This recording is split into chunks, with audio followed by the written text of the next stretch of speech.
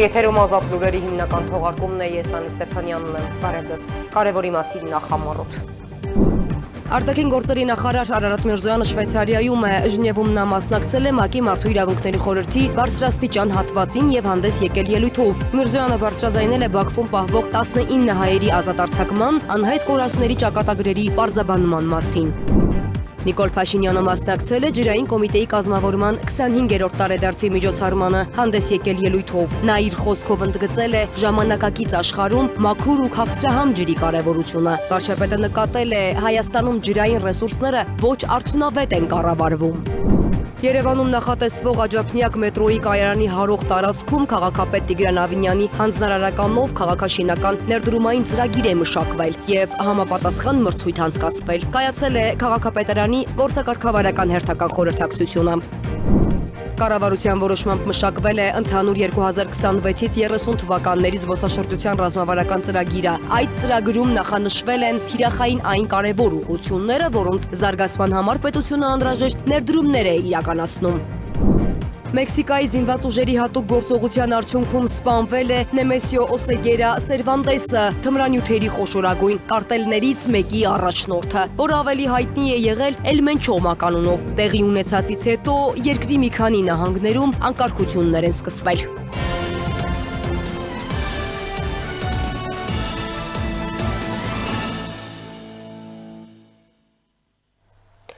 Պաշտպանության նախարար Սուրեն Պապիկյանի գլխավորած պատվիրակությունը պաշտոնական այցով ժամանել է Իրանի Իսլամական Հանրապետություն։ Այցի հետ կապված մանրամասներ դեռևս չեն հաղորդվել։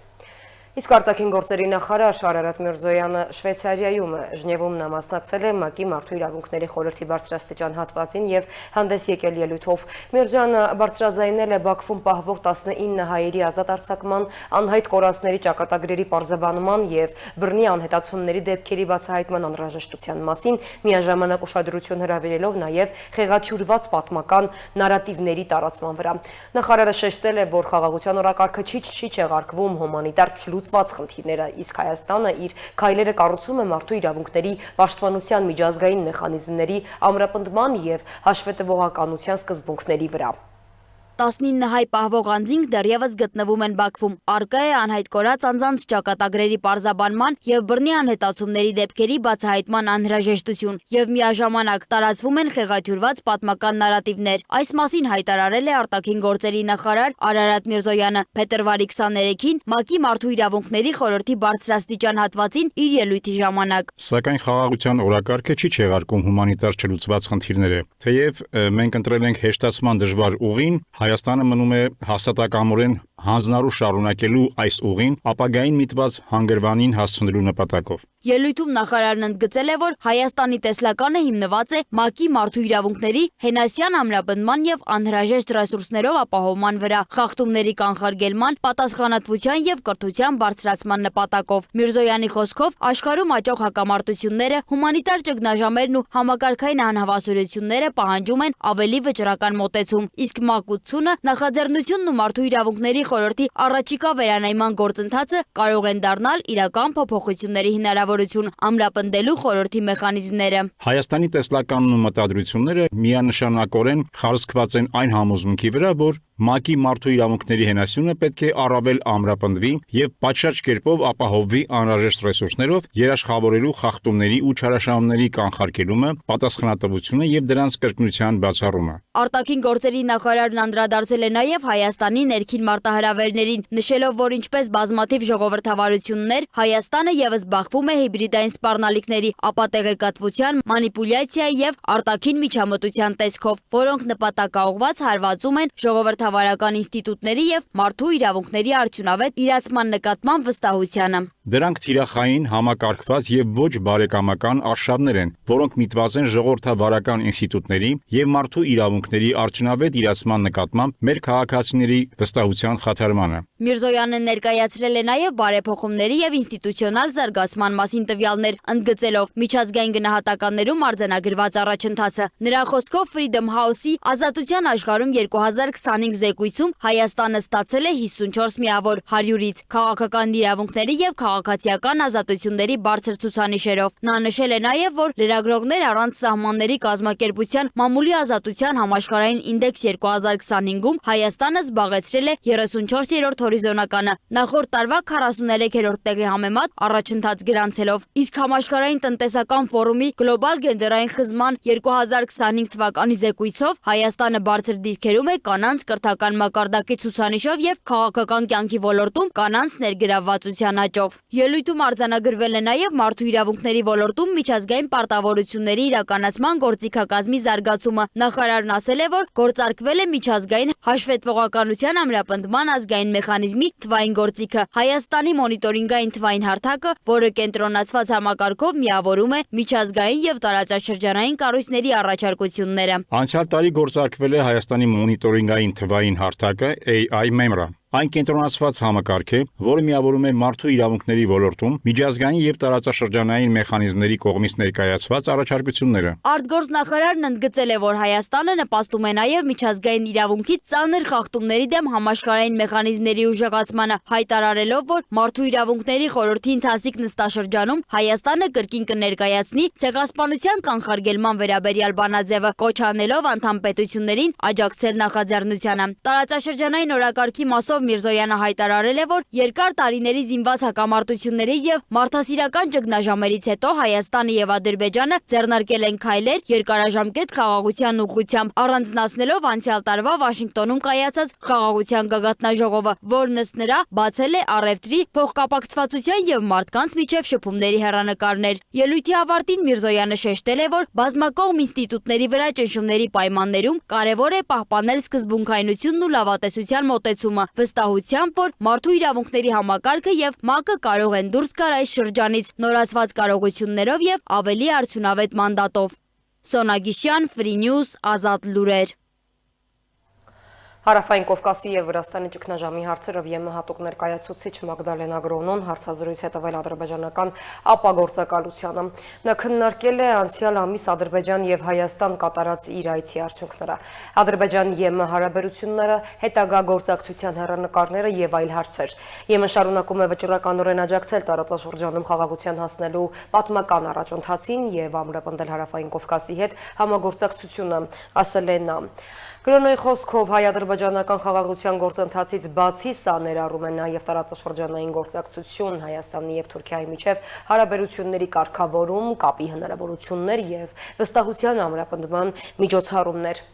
Նիկոլ Փաշինյանը մասնակցել է ջրային կոմիտեի կազմավորման 25-րդ տարեդարձի միջոցառմանը, հանդես եկել ելույթով։ Նա իր խոսքում ընդգծել է ժամանակակից աշխարհում մաքուր ու քաղցրահամ ջրի կարևորությունը։ Վարչապետը խոսելով ոլորտի խնդիրների մասին նկատել է, որ Հայաստանում ջրային ռեսուրսները ոչ արդյունավետ են կառավարվում։ Վարչապետ Նիկոլ Փաշինյանը մասնակցել է ջրային կոմիտեի 25-րդ տարեդարձին նվիրված միջոցառմանը, որին ներկա են եղել հանրապետության նախագահը, գործադիր եւ օրենսդիր մարմինների ներկայացուցիչներ։ Կառավարության ղեկավարը հանդես է եկել ելույթով, խոսել մասնավորապես ջրային ոլորտում առկա խնդիրների եւ ջուրը արդյունավետ կառավարելու մասին։ Վարչապետը կարևոր արձանագրում է կատարել, ընդգծելով, որ ջրային ոլորտի արդյունավետ կառավարման համար կառավարությունը ունի 3 լուծում, եւ այդ 3 լուծումներն էլ կրթությունն ու կրթվելն են։ Նիկոլ Փաշինյանը խոսել է նաև այդ ուղղությամբ երբեմն իր ինչեցրած տեսակետների փոփոխության մասին, ընդգծելով, որ կյանքը փոփոխությունների ընթացք է ու չփոխելը աղետի առաջ է կանգնեցնում։ Մեր շատ աղետներ կապված են նրա հետ, որ մենք չենք հասկանում, չենք ըմբռնում փոխվելու անհրաժեշտությունը, չըմբռնելով, որ առանց փոխվելու հնարավոր չի բան փոխել։ Ջրային ոլորտը այն ոլորտներից է, որտեղ մենք ընդհանրապես չենք փոխվել։ Չենք փոխվել, եկեք համարձակություն վերցնեմ ասել վերջին 100-ամյակներում։ Դրա համար էլ տեղում դոփում ենք եւ մեզ ոչ մի բան չի փրկում բացարձակապես։ Եվ չի փրկելու, քանի դեռ մենք չենք հասկանում, որ մենք պետքա փոխենք ջրի նկատմամբ մեր վերաբերմունքը պետական կառավարման համակարգից սկսած ժողովրդական մակարդակով վերջացրած։ Նիկոլ Փաշինյանը իր ելույթում անդրադարձ է կատարել նաև գյուղատնտեսության նկատմամբ վերաբերմունքը փոխելու անհրաժեշտության մասին, ընդգծելով, որ ջրային ոլորտում մենք բավականին հետ ենք մնացել ժամանակակից աշխարհից։ Նա նշել է, որ ջուրը պետք է խնայողաբար օգտագործել նաև գյուղատնտեսության մեջ։ Մենք ընդհանրապես խնդիր պետքա դնենք, որ Հայաստանում չոռոգվող գյուղատնտեսական նշանակության հող ոչ միայն պետքա չլինի, այլև բազմաթիվ հողեր, որոնք այսօր որևէ մեկի մտքով չի անցնում, որտեղ պետքա լինեն այգիներ, պետքա դառնան այգիներ։ Այսինքն գյուղատնտեսականից դուրս, որ համարվում է, չգիտեմ,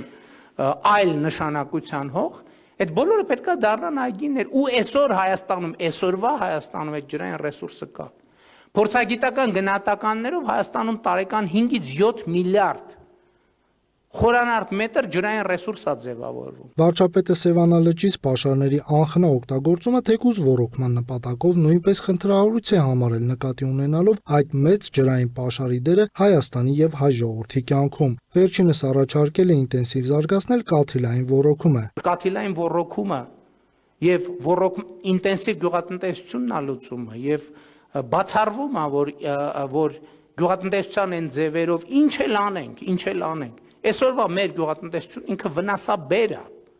վնասաբեր է ամբողջությամբ, բացի ինտենսիվ գյուղատնտեսությունից, վնասաբեր է ամբողջությամբ, որովհետև մենք չենք հաշվում իր ինքնարժեքը, կոնկրետ ջրի գինը թեր գնահատված է, եւ բացարձակապես ամբողջ գյուղատնտեսությունը աշխատում է վնասաբեր ոլորտը, բացի ինտենսիվ գյուղատնտեսությամբ եւ ինտենսիվ անասնապահությամբ։ Վերջին տարիներին կառավարությունը զարգետվել կաթիլային ոռոգման զարգացմանը գյուղատնտեսության մեջ, բացի այդ կառուցվել է Վեդիի ջրամբարը, նախատեսված է կառուցել եւս մի քանիսը։ Տարածքային կառավարման եւ ենթակառուցվածքների նախարարի տեղակալ Նարեկ Կապիտոնյանը ընդունել է Միացյալ Նահանգների Սենատի հատկացումների հանձնաժողովի աշխատակազմի մասնագիտացված անդամ Էնդրյու Փլաթին։ Հանդիպմանը մասնակցել են նաեւ Հայաստանում Միացյալ Նահանգների դեսպանատան ներկայացուցիչները։ Քննարկվել են էներգետիկ ոլորտում Միացյալ Նահանգների հետ գործակցության ընթացքը եւ դրանց հեռանկարները։ Նախարարի տեղակալը անդրադարձել է նոր աջակցության ծրագրեր նախաձեռնելու կարևորությանը, հաշվի առնելով 2025 թվականին Միացյալ Նահանգների եւ Հայաստանի կառավարությունների միջև էներգետիկ անվտանգության ոլորտում գործընկերության մասին փոխըմբռնման հուշագրի ընձեռած հնարավորություններին։ Երևանում նախատեսվող Աջափնյակ մետրոյի կայարանի հարող տարածքում քաղաքապետ Տիգրան Ավինյանի հանձնարարականով քաղաքաշինական ներդրումային ծրագիր է մշակվել եւ համապատասխան մրցույթ անցկացվել։ Նոր նախագծով Կոմիտաս փողոցի բոլոր մայթերը հիմնանորոգվում են, լարերը անցկացվում են գետնի տակ, բոլոր կենսունակությունը կորցրած ծառերը փոխարինվում են նորերով։ Կայացել է քաղաքապետարանի գործակարգավարական հերթական խորհրդակցությունը։ Երևանում նախատեսվող Աջափնյակ մետրոյի կայարանի հարող տարածքում քաղաքապետ Տիգրան Ավինյանի հանձնարարականով քաղաքաշինական ներդրումային ծրագիր է մշակվել եւ համապատասխան մրցույթ անցկացվել։ Փետրվարի 23-ի գործակարգավարական խորհրդակցության ժամանակ քաղաքապետի խորհրդական Անետա Բաբայանը տեղեկացրեց, որ նախավորակավորման փուլում մասնակցության հայտ են ներկայացրել 7 միջազգային եւ տեղական ընկերություն, որոնցից 2-ը որակավորվել են, իսկ առաջարկների ամբողջական ներկայացման վերջնաժամկետը սահմանված է մարտի 3-ը։ Երկու մրցույթ է կայացել, նախավորակավորման փուլի ընթացքում դիմել են թվով 7 միջազգային եւ տեղական ընկերություններ, 2-ը որակավորվել են, արդեն ուղարկել ենք որպեսզի առաջարկներ ամբողջական ներկայացնեն եւ մարտի 3-ին վերջնաժամկետն է առաջարկների ներկայացման, դրանից հետո արդեն կամփոփենք վերջնական տեղ առաջադրանք, բանակցություններ եւ պայմանագրի կնքում մենք ակնկալում ենք, որ հունիսի կեսերից աշխատանքները կմեկնարկեն։ Քաղաքապետ Տիգրան Ավինյանը պարզաբանեց, որ մրցույթից ակնկալվող առաջարկները պետք է ներառեն ոչ միայն քաղաքաշինական հայեցակարգային լուծումներ, այլև ներդրումային մոդել, հաշվարկներով ու տնտեսական հիմնավորմամբ, որպիսի հնարավոր լինի ձևավորել ներդրումային փաթեթ, հողի արժեքի եւ բիզնես քեյսի գնահատմամբ։ Աջափնյակի կայարանի կառուցման հատվածում մենք ունենանք մի որոշակի կամ բիզնես կենտրոն կամ այն ինչ որ այս ընկերություններից մեկը, որը կհաղթի կառաջարկի, որը ֆինանսապես բիզնես տրամաբանությամբ հետաքրքիր կլինի եւ որոշակիորեն նաեւ կմեղմի այն ծախսերը, որը իրականացնելու են կայարանի կառուցման համար։ Նիստում անդրադարձ է եղել նաև Մայրաքաղաքում առանց թույլտվության տեղադրված ինքնասպասարկման սարքավորումների գրանցման ընթացքին։ Տիգրան Ավինյանի խոսքով 468 սարքավորում մինչև այս պահը գրանցում չի ստացել։ Ընդամենը 468 սարքավորում է մնացել հարգելի գործընկերներ, ովքեր դեռևս գրանցում չեն ստացել, բայց արդեն շատ ժամանակ անցավ կարծում եմ, եւ եթե ասենք մարտ ամսվա ընթացքում էլ վերջնական չի լուծվում, պետք է խնդրեմ արդեն պարոն Բաբայանը իր թիմով գնա եւ հավաքի այդ բոլոր սարքավորումները եւ արգրավի տանի միտեղ պահի վերջ ստումա տենց էլ Սենց կամփոփենք ամբողջական այս պատմությունը, չնայած որ ունենք 2202 գրանցված սարքավորումներ եւ սիրելի երևանցիներ, ուզում եմ իմանալ, որ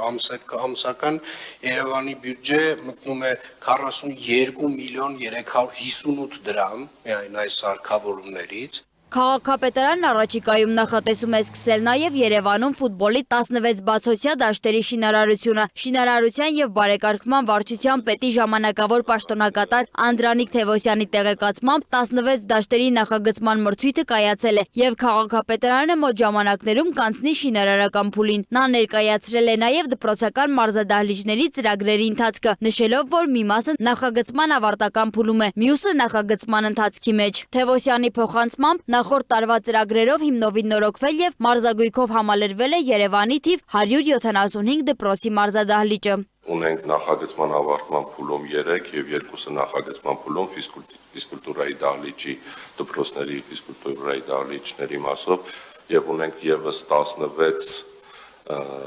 ֆուտբոլի դաշտերի նախագծման ընթացք, մրցույթները բոլորը կայացել են եւ պլանավորում ենք շուտով արդեն հասնել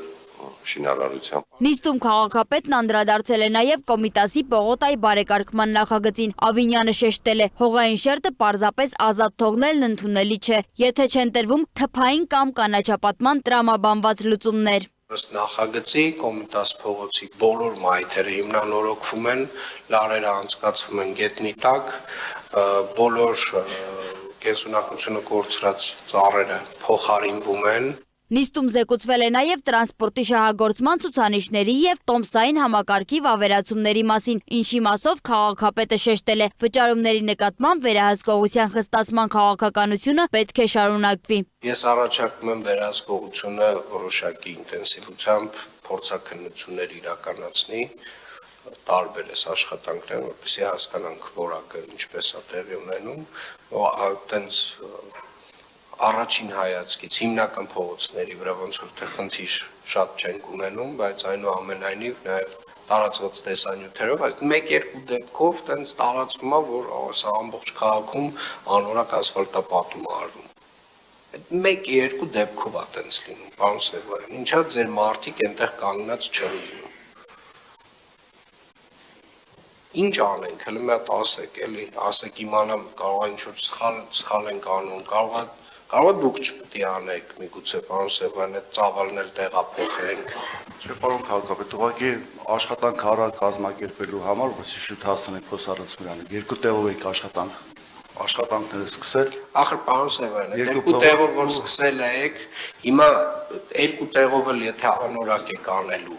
եթե երկու տեղով է խնդիր լինելու տարվա վերջը, իմաստ է սկսել այդ փողը ծախսելու։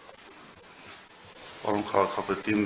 ներկա եղած ժամանակ այնտեղ մարդիկ բիտումը լցրել են ու ավելի շատ։ Հենց խնդիրը այդտեղ է, որ ձեր ներկա եղած ժամանակ այնտեղ, եւ որ դուք ներկա չէիք փաստացի, մենք տեսնում ենք, որ չեն լցրել։ Փաստ տեսնում ենք։ Փաստ դա տեսնում ենք։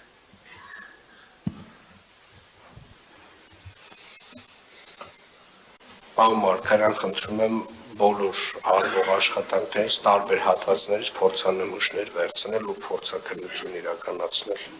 Խորհրդակցության ընթացքում քննարկվել է նաև մայրաքաղաքում փոսալեցման աշխատանքների ընթացքն ու որակի վերահսկողությունը։ Քաղաքապետը պահանջել է ուժեղացնել վերահսկողությունը տարբեր հատվածներից փորձանմուշներ վերցնելու եւ փորձաքննություն իրականացնելու միջոցով, որպիսի բացառվեն անորակ աշխատանքների դեպքերը։ Այնուամենայնիվ մեր որդեգրած քաղաքականությունը խստացման ուղղությամբ պետք է շարունակենք, այսինքն վճարումների նկատմամբ խստացված վերահսկողության ուղղությամբ։ Նիստում Ավինյանը տեղեկացրել է նաև նոր նշանակման մասին։ Արտյոմ Կարապետյանը նշանակվել է Երևանի քաղաքապետի մամուլի քարտուղար։ Սոնա Գիշյան, Free News, Ազատ լուրեր։ Կառավարության որոշմամբ մշակվել եւ ընդունվել է 2026-ից 2030 թվականների զբոսաշրջության ռազմավարական ծրագիրը։ Այդ ծրագրում նախանշվել են թիրախային այն կարևոր ուղղությունները, որոնց զարգացման համար պետությունը անհրաժեշտ ներդրումներ է իրականացնելու։ Կառավարությունը հաստատել է զբոսաշրջության 2026-2030 թվականների ռազմավարական ծրագիրը։ Այդ ծրագրերի համաձայն նախանշվել են Հայաստանի Հանրապետությունում զբոսաշրջային այն ուղղությունները, որոնք մեծ հետաքրքրություն են առաջացնում երկրի սահմաններից դուրս։ Պատմամշակութային կամ այլ կերպ ասած գաստրոտուրիզմը, որը ներառում է գինու եւ հայկական բրենդի տուրիզմը, առաջին եւ հիմնական ուղղություններից մեկն է, նշեց զբոսաշրջության կոմիտեի նախագահ Լուսինե Գևորգյանը։ Ապա շարունակեց թվարկել նաեւ մյուս կարևոր ուղղությունները։ Դրանք են արկածային մայս, բժշկական, էկո, կրոնական, որոնց զարգացման համար պետությունը զգալի ներդրումներ է իրականացրել եւ շարունակում է իրականացնել։ Պետությունը քայլեր է մշակում, որպեսզի զբոսաշրջիկը ցանկություն ունենա կրկին հետ վերադառնալու Հայաստան, նշեց Պաշտոնյան։ Այցելավայրերը շատ են, 25000-ից ավել միայն կրթության, գիտության, մշակույթի եւ սպորտի նախարարության կողմից գրանցված պատմամշակութային օբյեկտ կա։ Սա բացահայտելը կարծում եմ այնքան էլ հեշտ չէ 2-3 օրում եւ այո, ինչպես դուք նշեցիք, ոչ միայն արդեն գործող, այլ նաեւ նոր զբոսաշրջային արդյունքների ստեղծում եւ այդ արդյունքի արտահանում։ Լուսինե Գևորգյանի խոսքով նախորդ տարվա համեմատ այս տարի հունվարին գրանցվել է Հայաստան այցելուների 29% աճ։ Հայաստանը զբոսաշրջության հետաքրքիր ուղղություն է հանդիսանում Ռուսաստանի, Վրաստանի եւ Իրանի քաղաքացիների համար։ Դեռ նախորդ տարվանից աշխատանքներ են իրականացվում նաեւ Եվրոպայի ու ԱՄՆ գործընկերների հետ։ Իրավիճակը փոխվել է եւ դրական զարգացումներ են նկատվել հատկապես 2025 թվականի օգոստոսի 8-ին Հայաստանի եւ Ադրբեջանի ղեկավարների կողմից խաղաղության համաձայնագրի նախաստորագրումից հետո։ Համաձայնագրի ստորագրումից հետո մենք նկատում ենք, որ այդ տենդենսը Հայաստանի նկատմամբ կարծես թե անցնում է եւ շատ ուրախ եմ, որ նաեւ համապատասխան գերատեսչությունը սկսել է աշխատանք տանել դեսպանությունների հետ, որոնք Հայաստանի որոշ շրջաններ կարմիր գծով էին ընդգծում եւ նշում էին պատերազմի վտանգը, եթե մենք հասնենք նրան, որ այս տարվա ընթացքում այդ կարմիր գծերը ընդհանրապես հեռացվեն մեր սահմաններից, զբոսաշրջության վրա կարծում եմ շատ ավելի դրական ազդեցություն կունենա։ Լուսինե Գևորգյանը անդրադարձ կատարեց նաև Հայաստանում զբոսաշրջության որակի բարձրացման ուղղությամբ տարվող քայլերին, կրթական ու սոցիալական իրազեկման արշավներից մինչև ոլորտի թվայնացում։ Ըստ նրա պետության աջակցությամբ կան կրթական դրամաշնորհային ծրագրեր, որոնցից օգտվելու համար կարող են դիմել ոլորտով բոլոր հետաքրքրվողները։ Բացի այդ, ստեղծվել է նոր հարթակ, որի շնորհիվ զբոսաշրջիկը ինքը կարող է տեսնել, թե Հայաստան այցելելիս ուր կարող է գնալ, ում դիմել, որ ընկերության ծառայություններից կարող է օգտվել, հավելեց Գևորգյանը։ Զբոսաշրջության թվայնացումը անխուսափելի է եւ այս գործիքը հենց դառնալու է այդ գործիքը, որը թույլ կտա մեզ ունենալ ամենապարզը տեղեկատվական շտեմարան։ Կոմիտեի նախագահի տեղեկացմամբ զբոսաշրջային ակտիվ փուլով պայմանավորված Հայաստանից եւ դեպի Հայաստան նոր չվերթներ են գործարկվելու։ Մեքսիկայում հայտնի թմրավաճառի սպանությունից հետո զինված բախումները շարունակվում են։ Կարտելների զինյալները կրակում են անվտանգության ուժերի վրա եւ հայտարարել են $1200 պարգևատրման մասին յուրաքանչյուր զոհված ոստիկանի կամ զինվորի համար։ Ավելի վաղ հայտնել էինք, որ Մեքսիկայի զինված ուժերի հատուկ գործողության արդյունքում սպանվել է Նեմեսիո Օսեգերա Սերվանտեսը, թմրանյութերի խոշորագույն կարտելներից մեկի առաջնորդը, որը ավելի հայտնի էր Էլմենչո կանոնով։ Տարիներ շարունակ Էլմենչոն ղեկավարել է Խալիսկոյի նոր սերունդ կարտելը եւ համբավ է ձեռք բերել որպես երկրի ամենադաժան հանցագործներից մեկը, որը չէր վախենում պետական անվտանգության ուժերի հետ ուղիղ բախումներից, գրել է The New York Times-ը։ Կարտելը զբաղվում էր թմրանյութերի Միացյալ Նահանգներ մատակարարմամբ։ Վաշինգտոնում Մեքսիկայի դեսպանատունը հայտնել է, որ ռազմական գործողության համար լրացուցիչ տեղեկատվությունը տրամադրել է Միացյալ Նահանգները։ Նահանգապետը սոցիալական ցանցերում հաստատել է կարտելի անդամների եւ Մեքսիկայի զինված ուժերի միջև բախումների փաստը առանց մանրամասներ ներկայացնելու նրա խոսքով ուժայինների հայտնվելուց հետո կարտելի հետ կապված անհայտ անձինք սկսել են այրել ավտոմեքենաներ եւ փակել ճանապարհները, փորձելով խոչընդոտել գործողությանը։ Խալիսկո նահանգում հայտարարվել է արտակարգ դրություն։ Որոշ շրջաններում դադարեցվել է հասարակական տրանսպորտի աշխատանքը, իսկ բնակիչներին խորհուրդ է տրվել չլքել շենքերը։ Հրկիզումների մի մասը տեղի է ունեցել նահանգի մայրաքաղաք Գվադալահարայի քաղաքում, որտեղ ընդամենը մի քանի ամիս անց պետք է անցկացվի ֆուտբոլի աշխարհի առաջնությունը։ Պուերտո Վալյարտայի եւ Գվադալահարայի օդանավակայանները ժամանակավորապես դադարեցրել են աշխատանքը։ Անկարգությունների հետ կապված տարբեր երկրների դեսպանություններից իրենց քաղաքացիներին կոչ են արել դուրս չգալ փողոցներ, գտնել ապաստարաններ։ Միացյալ Նահանգների նախագահ Դոնալդ Թրամփը ցանկանում է Իրանի միջուկային ծրագիրը լուծել բանակցությունների միջոցով, եթե չստացվի կանցնի կառավարությունը տապալելու խոշոր գործողության։ Հաղորդել է The New York Times-ը։ Նրա խորհրդականները հայտնել են, որ վերջնական որոշում դեռևս չի կայացվել, սակայն Թրամփը հակված է առաջիկա օրերին առաջին հարվածը հասցնել, որպեսզի համոզի Իրանի կառավարությանը ընդունել իր պահանջները հրաժարվելու միջուկային զենք ստեղծելու հնարավորությունից։ Թիրախների թվում են Իսլամական հեղափոխության պահապանների կորպուսի կենտրոնակայանը եւ բալիստիկ հրթիռների ծրագրի հետ կապված միջուկային օբյեկտները։ Միացյալ Նահանգների բանակի, Նավատորմի եւ ռազմաօդային ուժերի ներկայացուցիչները նաեւ զգուշացրել են, որ Իրանի հետ երկարատև հակամարտությունը կարող է բացասաբար անդրադառնալ Միացյալ Նահանգների զինված ուժերի վրա։ Միջազգային եւ տարածաշրջանային մյուս նորությունները տեսաշարով դիտեք։ Ամերիկայի Միացյալ Նահանգների գաղտնի ծառայության գործակալները կանխել են նախագահ Դոնալդ Թրամփի Ֆլորիդայում գտնվող Մարալագո նստավայր ներխուժելու փորձը։ Այս մասին հայտնել է ծառայության խոսնակ Էնթոնի Գուգլիելմինը, նշելով, որ զինված տղամարդը սպանվել է անվտանգության ուժերի կողմից։ Դեպքը տեղի է ունեցել վաղ առավոտյան։ Մոտավորապես 20 տարեկան տղամարդը հայտնաբերվել է Կալվածքի հյուսիսային դարպասի մոտ։ Նրա մոտ եղել են հրազենին նմանվող առարկա եւ վառելիքով տարա։ Palm Beach-ի շերիֆ Ռիկ Բրեդշոուի խոսքով անվտանգության աշխատակիցները պահանջել են վայր դնել զենքը, սակայն տղամարդը հրաձգային դիրք է բարձրացրել այն, ինչից հետո կրակ է բացվել։ Սպանվածի ինքնությունը չի հրապարակվում մինչև ընտանիքի ծանուցումը։ Դեպքի շարժառիթները դեռևս պարզ չեն։ Քննությունը վարում է հետաքննությունների դաշնային բյուրոն։ Միջադեպի պահին նախագահ Թրամփը եւ առաջին տիկինը գտնվել են Վաշինգտոնում, Սպիտակ տանը։ Ուկրաինական զինուժի անօդաչու թռչող սարքը հարվածել է Ռուսաստանի Բելգորոդի քաղաքում գտնվող առևտրի կենտրոնին։ Այս մասին հայտնել է Բելգորոդի մարզի նահանգապետ Վյաչիսլավ Գլադկովը։ Նրա խոսքով պայթյունի հետևանքով վնասվել են շենքի ճակատային եւ ապակեպատ հատվածները, նաեւ մեկ ավտոմեքենա։ Նախնական տվյալներով տուժածներ չեն եղել։ Ավելի ուշ Գլադկովը տեղեկացրել է, որ Մալինովկա ավանում մեկ այլ անօդաչու սարք հարվածել է ավտոմեքենայի, ինչի հետևանքով զոհվել է մեկ տղամարդ։ Կիրակի օրը Մոսկվայի 4 օդանավակայաններում որոշ թռիչքներ ժամանակավորապես սահմանափակվել են։ Մոսկվայի քաղաքապետ Սերգեյ Սոբյանին նաև հայտնել է քաղաքի ուղղությամբ թռչող 10 անօդաչու սարքերի խոցման մասին։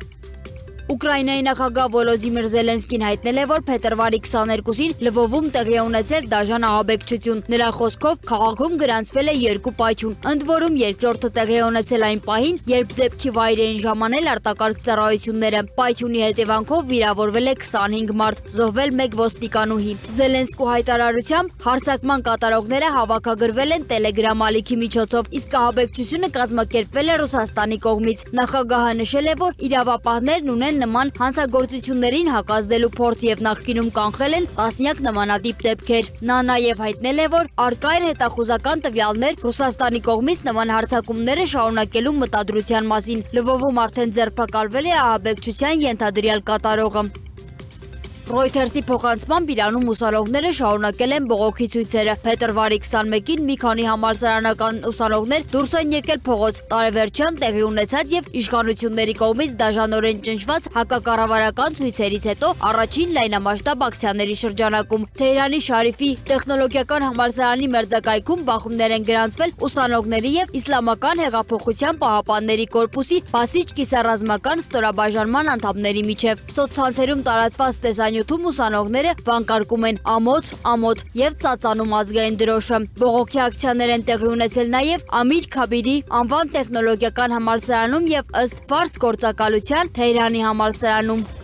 Իրանի արտաքին գործերի նախարար Աբբաս Արաղչին հայտարարել է, որ հավանաբար 5 շաբթի Ժնևում կհանդիպի Ամերիկայի Միացյալ Նահանգների նախագահ Դոնալդ Թրամփի հատուկ բանագնաց Սթիվ Ուիթքոֆի հետ, ընդգծելով, որ Թեհրանի միջուկային ծրագրերի շուրջ դիվանագիտական լուծման հասնելու լավ հնարավորությունը դեռ պահպանվում է։ Միաժամանակ Axios-ը հղում անելով ամերիկացի բարձրաստիճան պաշտոնյայի հայտնում է, որ Ամերիկայի Միացյալ Նահանգների բանակցողները պատրաստ են ուրբաթ օրը Ժնևում անցկացնել բանակցությունների ևս մեկ փուլ, եթե առաջիկա 48 ժամվա ընթացքում ստանան Իրանի կողմից միջուկային համաձայնագրի վերաբերյալ մանրամասն առաջարկ։ Նախորդին Իրանի նախագահ Մասուդ Փեզեշքյանն էլ հայտնել էր, որ Թեհրանը հետևում է Ամերիկայի Միացյալ Նահանգների գործողություններին եւ պատրաստ է ցանկացած հնարավոր սցենարի։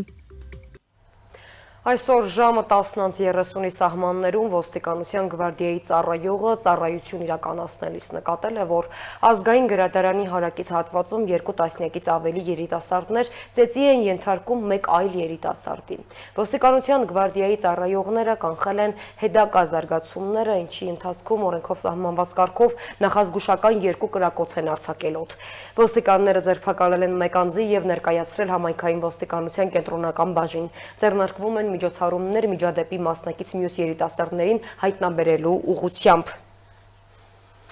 Եվ թողարկման վերջում ձեզ ենք ներկայացնում փետրվարի 16-ից 23-ը ներքին գործերի նախարարության տարբեր ստորաբաժանումների կողմից իրականացված ծառայությունների արդյունքները։ Շաբաթվա քրեական քրոնիկոնը դիտեք տեսաշարով, իսկ մենք ձեզ հրաժեշտ ենք տալիս ցտեսություն։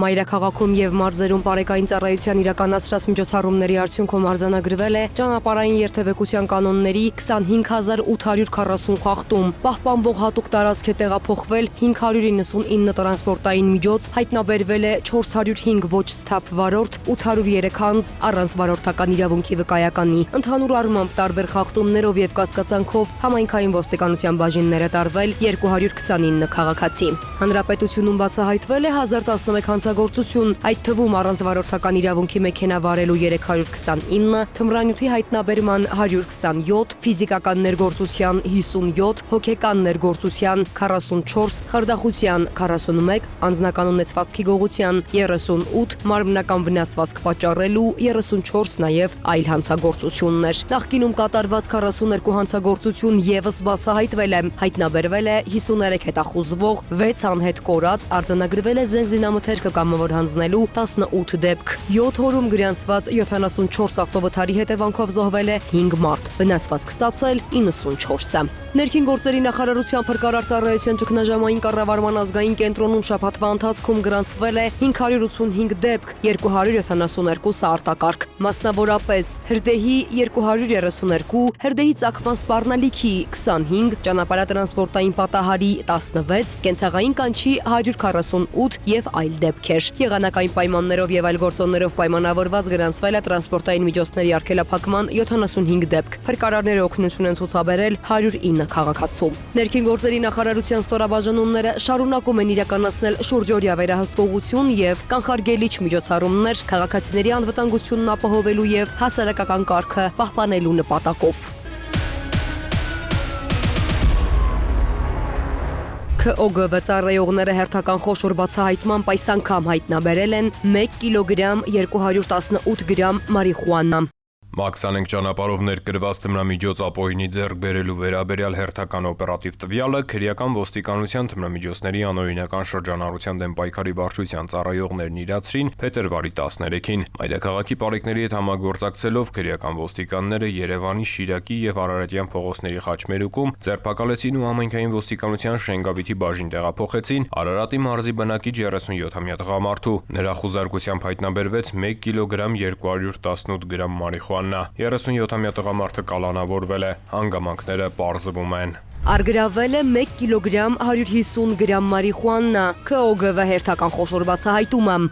Քրեական ոստիկանության թմրամիջոցների անօրինական շրջանառության դեմ պայքարի վարչության ծառայողները ստացել էին օպերատիվ տեղեկություն, որ Աբովյան քաղաքի մի բնակիչ իրացման նպատակով ձեռք է բերելու Մաքսանենկ ճանապարհով Հայաստան ներկրված խոշոր չափերի թմրանյութ։ Տեղեկությունն իրացվեց փետրվարի 11-ին։ Համագործակցելով Կոտայքի մարզի պարեկների հետ, քրեական ոստիկանները Երևան աշտարակ ավտոճանապարհին սերբակալեցին 29-ամյա Աբովյանցուն եւ Opel Magnish-ի մեքենայով հանդերձ տեղափոխեցին համայնքային ոստիկանության Դավթաշենի բաժին։ Տղամարդը հայտնեց, որ իր վերցրած թմրամիջոցի փաթեթը մեքենայի մեջ է։ Նախաձեռնվեց քրեական վարույթ, որի շրջանակում Opel-ի խոզարկությամբ հայտնաբերվեց 1 կիլոգրամ 150 գրամ մարիխուանա։ Տղամարդը կալանավորվել է, նախաքննությամբ հանգամանքները պարզվում են։ Արաբկիրի համայնքային ոստիկանները բացահայտել են մեքենայի գողության դեպք։ Հայտնաբերվել են ավտոմեքենայի հայելու 21 զույգ ապակիներ։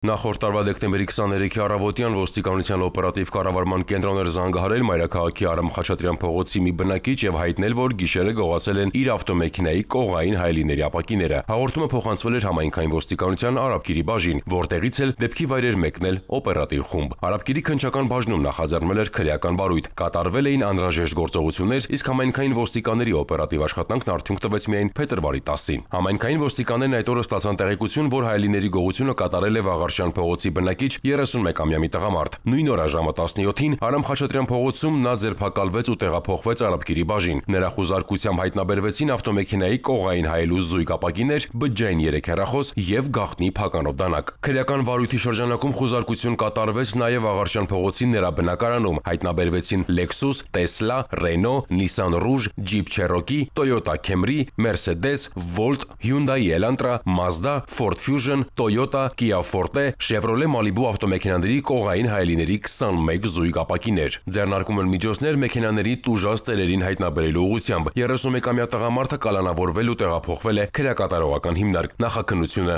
շարունակվում է։ Համայնքային ոստիկանների բացատրական աշխատանքի շնորհիվ կամավոր հանձնվել է մեծ քանակի զենք զինամթերք։ Ներքին գործերի նախարարության ոստիկանությունը շարունակում է ձեռնարկել միջոցառումներ բնակչության մոտ ապօրինի պահվող զենքզինամթերքի հայտնաբերման եւ առգրավման ուղղությամբ։ Ներկայացնենք վերջին ամսում համայնքային ոստիկանության բաժինների բացատրական աշխատանքի արդյունքները։ Հունվարի 8-ին համայնքային ոստիկանության Վարդենիսի բաժնում հանձնվել է ինքնաձիգ 3 նռնակ տարատեսակ փամփուշտներ եւ զինամթերք։ Նույն բաժնում հունվարի 12-ին կամավոր հանձնել են ակոսափող հրազեն նռնակ ու փամփուշտներ։ Հունվարի 20-ին Տավուշի բաժնում հանձնել որսորդական հրացան եւ ինքնաձիգի փամփուշտներ։ Հունվարի 21-ին Աշոցքի բաժնում հանձնել են ինքնաձիգ 40 փամփուշտ եւ 2 ծխագլանակ։ Նույն օրը Արտիկի բաժնում հանձնել են 1 հրացան, 3 ատրճանակ, 3 նռնակ, փամփուշտներ ու զինամթերք, իսկ Մարտունու բաժնում գրանցվել է կամավոր հանձնելու 3 դեպք։ Մի դեպքով հանձնել են ակոսափող հրազեն եւ տարատեսակ փամփուշտներ, երկրորդ եւ երրորդ դեպքերով որսորդական հրացան, նռնակ ու փամփուշտներ։ Այդ օրը կամավոր հանձնելու դեպք է գրանցվել նաեւ Կումայրիի բաժնում՝ հրացան, ատրճանակ, նռնակ, տրոտիլ եւ փամփուշտներ։ Հունվարի 22-ին համայնքային ոստիկանության Արտաշատի բաժնի ծառայողների բացատրական աշխատանքի արդյունքում կամավոր հանձնել են որսորդական հրացան, իսկ Արաբկիրում 5 նռնակ եւ զինամթերք։ Հունվարի 23-ին համայնքային ոստիկանության Բաղրամյանի բաժնում մեկը հանձնել է ինքնաձիգ որսորդական հրացան, 5 նռնակ ու փամփուշտներ։ Նույն օրն Արտաշատի բաժին հանձնել են որսորդական հրացան, իսկ Կոտայքի բաժին 3 ինքնաձիգ, ինքնաձիգի 384 փամփուշտ, Մակարով տիպի 2 ատրճանակ, կարճեցված փողով 3 հրացան եւ 3 նռնակ։ Հունվարի 26-ին համայնքային ոստիկանության Վաղարշապատի բաժնի ծառայողների բացատրական աշխատանքի արդյունքում հանձնել են ինքնաձիգ, ատրճանակ, 2 նռնակ եւ 125 փամփուշտ, իսկ Տավուշի բաժին հրացան տարատեսակ 147 փամփուշտ։ Հունվարի 28-ին Հրազդանի համայնքային ոստիկաններին հանձնել են ակոսափող հրազեն, փամփուշտներ ու զինամթերք։ Հաջորդ օրը համայնքային ոստիկանության Գավառի բաժնում կամավոր հանձնել են կարաբին տեսակի հրացան։ Հունվարի 30-ին Վեդիի բաժնում հանձնել են ինքնաձիգ հրացան, 2 ատրճանակ, 5 նռնակ, ավելի քան 250 փամփուշտ եւ զինամթերք։ Փետրվարի 3-ին Գավառի բաժնում հանձնել են ինքնաձիգ եւ 120 փամփուշտ։ Հաջորդ օրը նման դեպք է արձանագրվել Ճամբարակի բաժնում, կամավոր հանձնել են հրացան եւ գնդացիրի ու ինքնաձիգի փամփուշտներ։ Փետրվարի 5-ին համայնքային ոստիկանության Արտիկի բաժին մի դեպքով հանձնել են հրացան, ատրճանակ, 102 փամփուշտ եւ զինամթերք, մյուս դեպքով որսորդական հրացան։ Հաջորդ օրը համայնքային ոստիկանության Ամասիայի բաժին հանձնել են ատրճանակ, նռնակ ու փամփուշտներ։ Փետրվարի 12-ին Ճամբարակի բաժնում մեկը կամավոր հանձնել է ակոսափող հրազեն, մեկ այլ քաղաքացիի ինքնաձիգ։ Կրկին կոչ են կանում հանձնել ապօրինի պահվող զենք զինամթերքը։ Դրանով դուք կազատվեք քրեական պատասխանատվությունից։ Ծանուցում հանցագործության համար մեղադրվողը համարվում է անմեղ, քանի դեռ նրա մեղավորությունն ապացուցված չէ քրեական դատավարության օրենսգրքով սահմանված կարգով, դատարանի օրինական ուժի մեջ մտած դատավճռով։